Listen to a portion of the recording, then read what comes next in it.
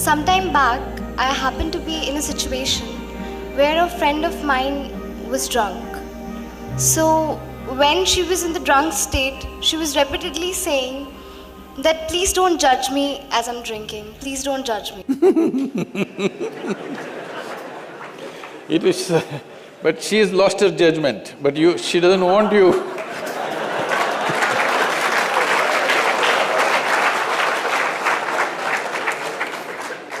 So my question is, whether it is alcohol or not, in life, why are we so apprehensive about being judged by others?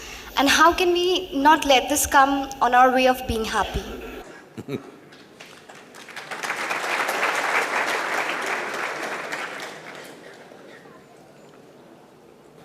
Look at me. See, I'm always stoned.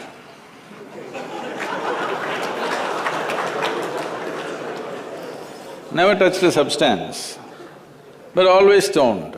You can judge me whichever way you want.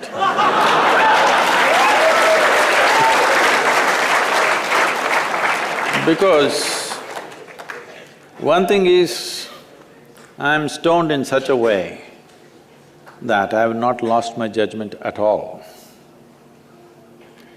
And at the same time, whichever way you judge me has absolutely no impact on me because I'm completely stoned.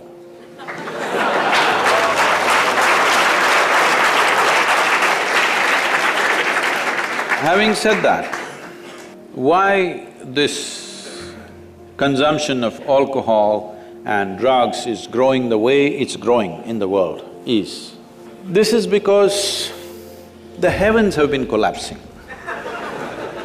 Yes, I was in Bangalore just 3-4 weeks ago. There were over 8,000 people doing a 2-day program with me. And just casually I asked, how many of you think you will go to heaven? Only 5 hands went up. Then I asked, are you all the hell people? No, it's just that both heaven and hell have collapsed in people's minds. This is the first time in the history of humanity that this many people in the world can think for themselves. Otherwise, your priest, your mullah, your pandit or a book was thinking for you. The first time that so many people can think for themselves. Are they thinking right, thinking wrong? There are many issues about that. But they're thinking right, thinking wrong, but they're thinking. So all illogical things are naturally collapsing. Still, this generation has not fully walked away from it, still there is fear. They can't openly say, there's no goddamn hell or heaven. They're still fearful about it, but they're trying to make a little heaven for themselves here. So, hey, wait. So naturally, when they're not able to do it for themselves out of their own intelligence, they will fall back on chemicals. Today, just to take very affluent societies, because every society is aspiring to be like that, let's say you take United States, which is the most affluent nation on the planet right now. 70% of US population is on prescription medication. Another 30%, of course, buying it off the back streets.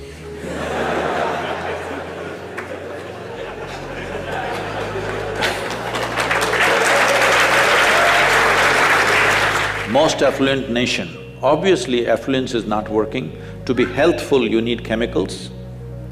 To be joyful, you need chemicals. To be peaceful, you need chemicals. To be ecstatic, of course, that is ecstasy. So, I'm not even looking at it morally. It's never a moral issue for me. If 90% of this population right now is on chemicals, believe me, the next generation that we produce will be a generation which is much less than us.